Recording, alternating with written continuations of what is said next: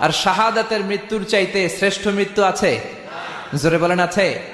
এজন্য বিশ্বনবী সব সময় আল্লাহর কাছে দোয়া করতেন, আল্লাহ আপনি আমাকে শাহাদাতের মৃত্যু দেন, আপনি আমাকে শহীদ হিসেবে কবুল করেন।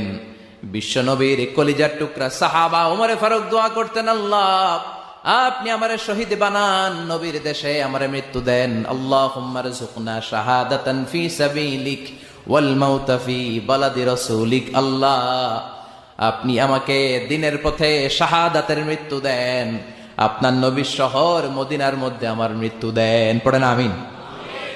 ওমরে ফারুককে শহীদ হিসেবে কবুল করেছে কে? পড়তে হবে আমিন। আবার বিশ্বনবী বললেন যে আল্লাহর কাছে শাহাদাতের মৃত্যু চায়, মান সাআলাল্লাহ আশ-শাহাদাতা বাল্লাগাহুল্লাহু মানাজিলাশ শুহাদা ওয়া ইন মাতা আলা ফিরাশি। অন্তর থেকে ভালোবেসে